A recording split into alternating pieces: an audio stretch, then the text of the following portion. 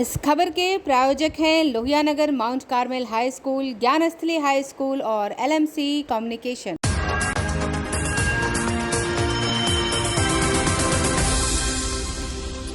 दर्शकों नमस्कार, मैं अक्षिता और आप देख रहे हैं आंखें न्यूज 24। रात 8 बजे के प्रमुख समाचार में आप सभी का स्वागत है। तो आइए देखते हैं रात 8 बजे के प्रमुख समाचार। प्रधानमंत्री नरेंद्र मोदी का बड़ा फैसला। 14 अगस्त को देश के बंटवारे में विस्थापित और जान गंवाने वाले लोगों की याद में विभाजन विभीषिका स्मृति दिवस मनाने की घोषणा की। आज़ादी का अमृत महोत्सव के तहत विभिन्न कार्यक्रमों का आयोजन किया गया। राजधानी दिल्ली में हुआ पेडल फॉर हेल्थ का आयोजन। केंद्रीय मंत्री अनुराग ठाकुर, मनसुख मांडव्य हुए शामिल। देशव्यापी टीकाकरण अभियान में नया कीर्तिमान स्थापित करते हुए देश में अब तक कुल 53 करोड़ 61 लाख से अधिक वैक्सीन दी गई। तालिबान द्वारा संधार पर नियंत्रण करने के बाद अफगानिस्तान में हालत और अधिक बिगड़े। काबुल पर है हमले की आशंका। लॉर्ड्स टेस्ट के दूसरे दिन इंग्लैंड ने 3 विकेट के नुकसान पर बनाए 119 रन। भारत ने पहली पारी में बनाए थे 364 रन। मुख्यमंत्री नीतीश कुमार को भेजी गई जातीय जनगणना की चिट्ठी प्रधानमंत्री मोदी को जरूर मिल गई है। दरअसल जातीय जनगणना कोरोना को लेकर बिहार के चीफ मिनिस्टर की ओर से पीएम मोदी को लिखी गई चिट्ठी का नीतीश कुमार को एक्नॉलेजमेंट मिल गया है। बिहार में जातिगत जनगणना को लेकर सियासत तेज है। मुख्यमंत्री नीतीश कुमार के बाद अब बिहार में नेता विपक्ष तेजस्वी यादव भी पीएम नरेंद्र मोदी को चिट्ठी लिख चुके हैं। हालांकि तेजस्वी यादव की पीएम मोदी को चिट्ठी मिली या नहीं, इस बारे में अभी कोई सूचना नहीं है, लेकिन नीतीश कुमार की भेजी गई चिट्ठी पीएम मोदी को जरूर मिल गई है। दरअसल जातिगत जनगणना कराने को लेकर बिहार के मुख्यमंत्री की ओर से प्रधानमंत्री मोदी को लिखी गई चिट्ठी का नीतीश कुमार को एक्नॉलेजमेंट मिल गया। एक्नॉलेजमेंट का सीधा सा मतलब यह है कि पीएम मोदी को चिट्ठी मिलने के बाद सीएम नीतीश कुमार को पत्र प्राप्त होने की सूचना भेज दी गई है। चिट्ठी मिलने के बाद उम्मीद की जा रही है कि पीएम मोदी जल्द ही नीतीश कुमार को मुलाकात करने का वक्त देंगे। सीएम नीतीश कुमार ने पीएम मोदी को पत्र लिखकर जातीय जनगणना के मुद्दे पर सर्वदलीय शिष्टमंडल के साथ उनसे मिलने का समय मांगा है। ब्यूरो रिपोर्ट, आंखें न्यूज 24। बिहार सरकार के आंकड़ों के अनुसार प्रदेश में कोरोना से रिकवरी रेट 98.63% है। बिहार के बक्सर और कैमूर जैसे जिले में जहां वर्तमान में एक भी कोरोना सक्रिय मरीज नहीं मिला है। देश में कोरोना महामारी की हालत स्थिर नजर आ रहे हैं। बीते 24 घंटों में देश भर में कोरोना वायरस के 38,000 से ज़्यादा मामले सामने आए हैं। हालांकि भारत में कोरोना के सक्रिय मामलों की संख्या 4 लाख से नीचे आ गई है, जो राहत की बात है। केंद्रीय स्वास्थ्य मंत्रालय के ताज़ा आंकड़ों के मुताबिक देश में पिछले 24 घंटों में कोरोना संक्रमण के 38,667 नए मामले सामने आए हैं। इस दौरान 478 लोगों की कोरोना से मौत हुई है। देश में कोरोना के कुल संक्रमितों का आंकड़ा बढ़कर अब 32 करोड़ 15,05,827 हो गया है। केंद्रीय स्वास्थ्य मंत्रालय द्वारा जारी ताज़ा आंकड़ों के मुताबिक देश में एक्टिव केस 4 लाख से नीचे आ गए हैं। देश भर में कुल कोरोना संक्रमितों मामलों का मात्र 1.21% एक्टिव केस है। फिलहाल देश में कुल एक्टिव केस की संख्या 3,87,673 है। देश में कोरोना की रिकवरी रेट फिलहाल 97.45% है। अब तक देश भर में कुल 3,13,38,088 लोग कोरोना संक्रमण से ठीक हुए हैं। पिछले 24 घंटों में 35,743 लोग कोरोना संक्रमण से ठीक हुए हैं। सबसे ज़्यादा मामले केरल में दर्ज हुए। यहाँ 20,452 लोगों की कोरोना रिपोर्ट पॉजिटिव आई, जबकि 16,856 लोगों ने इस बीमारी को मात दी है। यहाँ पर 11 दिन बाद इतने कम लोग ठीक हुए। इससे पहले 3 अगस्त को 15,626 मरीज कोरोना से रिकवर हुए हैं। ब्यूरो रिपोर्ट, आंखें न्यूज 24। उप मुख्यमंत्री रेणु देवी ने कहा कि बाढ़ग्रस्त जिलों में सरकार हर संभव मदद कर रही है। बचाव और राहत कार्य में हम लोग जुट गए हैं। सभी प्रभावित जिलों में पर्याप्त नाव की व्यवस्था कर दी गई है। देखिए, आपदा विभाग पहले से ही तैयार है और आपदा विभाग अपना काम बढ़िया से ही निभा रहा है। अभी तक अगर आप जानना चाहेंगे पूरे बिहार में कि हमारी स्थिति क्या है, तो मैं आपको बता देती हूँ डिटेल कि हमारी प्रभावित ज़िलों की संख्या 15 है। हम 15 ज़िले में बाढ़ प्रभावित है। हमारी प्रखंडों की संख्या 82 है और हमारे पंचायतों की संख्या 484 है और प्रभावित गांवों की संख्या अगर कहिएगा तो 1299 है। उसके अलावा अगर प्रभावित जनसंख्या की आप चिंता करेंगे तो 1,34,063 लोग हैं, 16.91 इतने हमारे बाढ़ पीड़ित में अभी लोग हैं। और हमारा अभी जो राहत शिविर अभी चल रहा है उस राहत शिविर की संख्या है 36। राहत शिविर में जो आवासित बाढ़ पीड़ितों की संख्या जो रह रहे हैं उनका 7,608 लोग अभी रह रहे हैं। और आज हमारे यहाँ जो सामुदायिक किचन चल रहा है, जिसकी रसोई हम कहें कि सामुदायिक किचन की रसोई, जहाँ भी बाढ़ है हमारे कोई लोग एक भूखे ना रहे, उसके लिए जो हमारी चिंता है उसमें 178 जगह हमारी सामुदायिक किचन चल रहा है और किचन से लोग भोजन कर रहे हैं। 93,749 लोग हमारा एक समय में पूरा भोजन चल रहा है। तो इस तरह से हम लोगों ने सुबह शाम मिला के अगर आप देखेंगे तो हमारी अच्छी खासी संख्या अभी उसमें भोजन में है। और नावों की संख्या अगर हम देखेंगे तो नाव हमारा 1726 चल रहा है।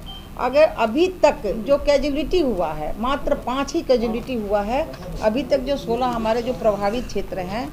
उसके अलावा हमारे बाढ़ के लिए जो NDRF होती है उसकी 8 टीम और SDRF के 9 टीम हमारे राहत बचाव केंद्र प्रतिनियुक्ति किया गया है।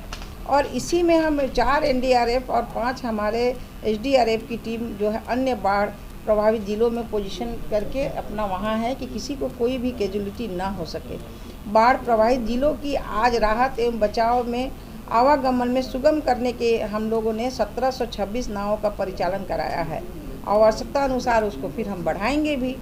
और राज्य में और भी आए बाढ़ के ज़िलों में जो है आपको 1,22,721 पॉलीथीन शीट हमने और 21,043 ड्राई राशन पैकेट हमने वितरण किया है। अभी तक जितना जो हुआ है, जहाँ ज़्यादा है उसमें ड्राई भी और हमारा किचन भी चल रहा है।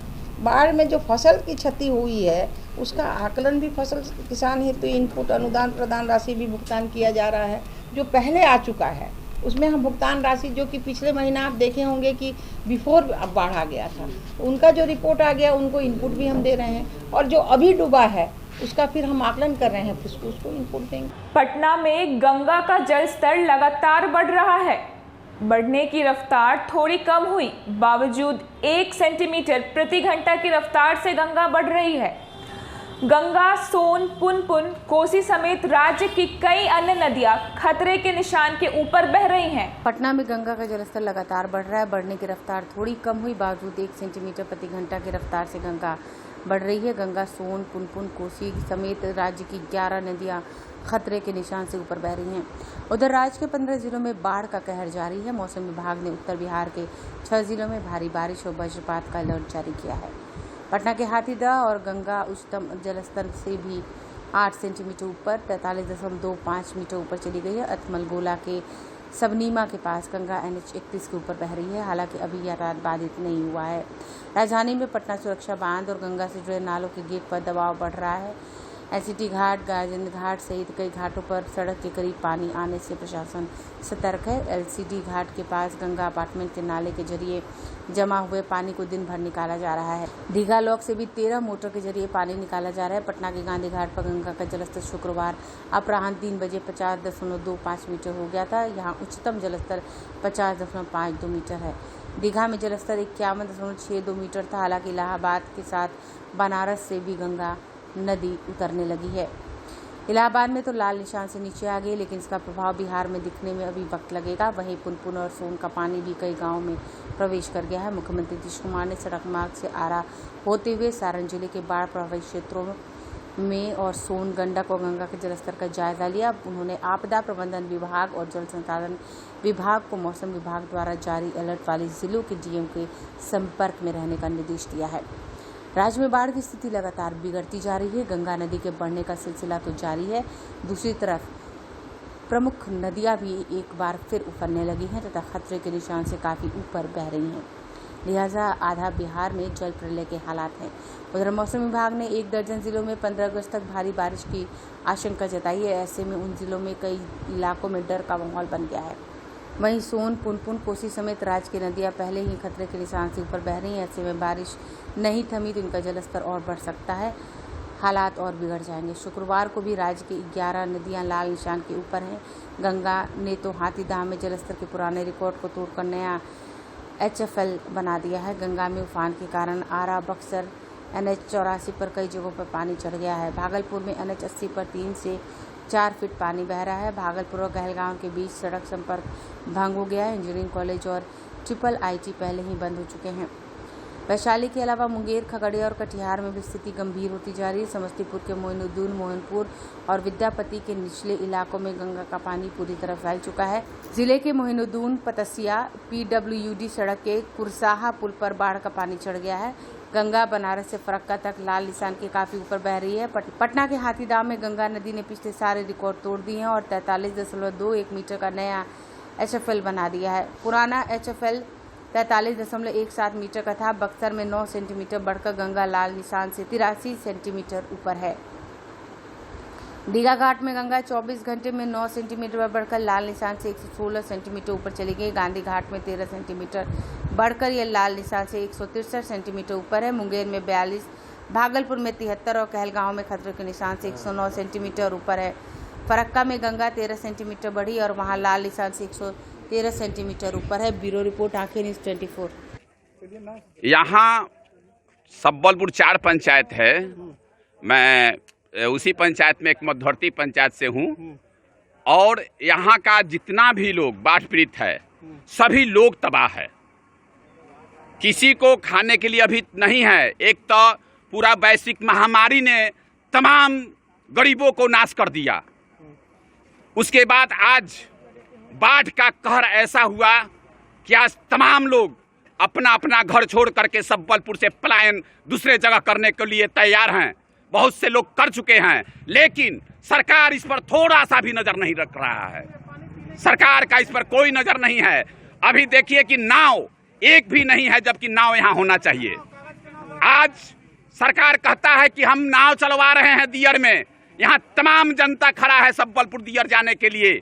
सब्बलपुर से लोग जीविका के लिए सोनपुर, हाजीपुर, पटना वगैरह काम करते हैं, तब उनका जीविका चलता है। इस स्थिति में एक ट्रैक्टर ही सहारा है, जो ट्रैक्टर से लोग जाया आया करते हैं। अगर ट्रैक्टर भी अगर जाता है तो अपने जान को जोखिम में डाल करके कहीं ट्रैक्टर पलट जाए।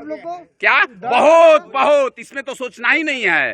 जो पलटी अगर कर जाए, ट्रैक्टर अगर पलटी कर जाए, तब तमाम जो है जो जनता है उसका क्या होगा। सरकार की तरफ से कोई इंतजाम नहीं है। सरकार की तरफ से कोई इंतजाम नहीं है। बोलिए जी, बोलिए, है इंतजाम, बोलिए। परेशानी है कि जनता को आने जाने का कोई सुविधा नहीं है। न माल जाल के भूसा कटुआ मिल रहा है सरकार के ओर से, न कल जाके CO साहब आश्वासन दिया है कि यहाँ सरकार के ओर से पूरी तकारीब चाहे भात दाल चलेगा।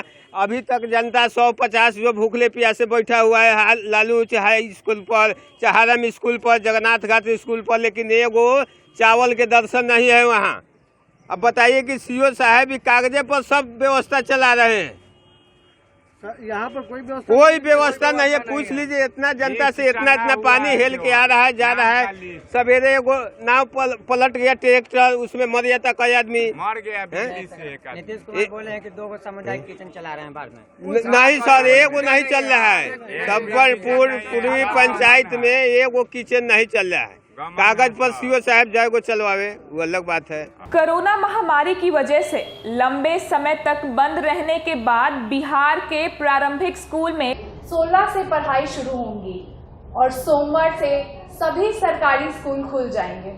कोरोना महामारी की वजह से लंबे समय तक बंद रहने के बाद बिहार के प्रारंभिक स्कूलों में एक बार फिर से 16 अगस्त से पढ़ाई शुरू होने जा रही है।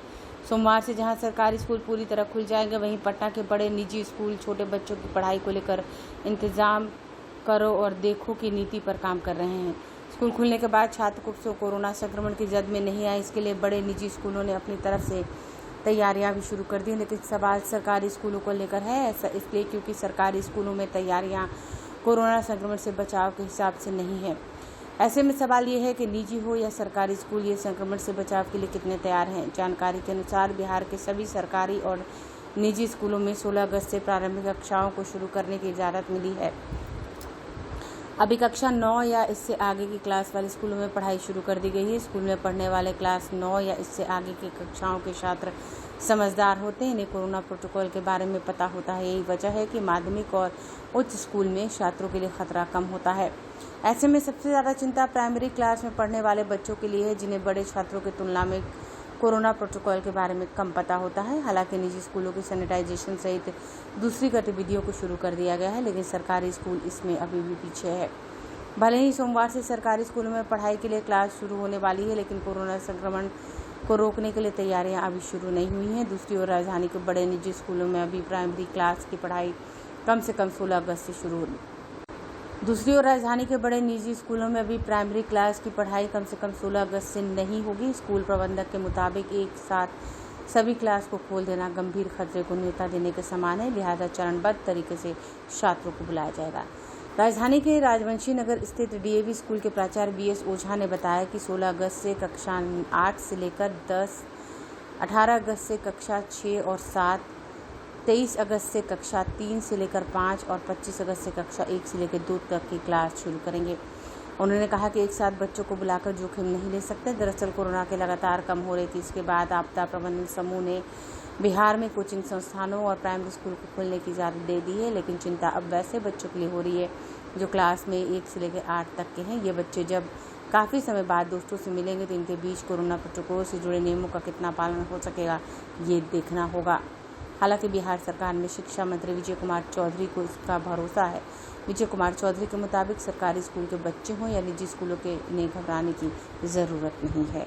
ब्यूरो रिपोर्ट, आंखें न्यूज़ 24। आज के लिए सिर्फ इतना ही। कल फिर मिलेंगे इसी वक्त रात के 8 बजे के प्रमुख समाचारों के साथ। अगर आपने अभी तक हमारे चैनल को सब्सक्राइब नहीं किया है तो और खबरों के लिए हमारे चैनल को सब्सक्राइब करें और देखते रहें आंखें न्यूज़ 24, नज़र हर खबर पर।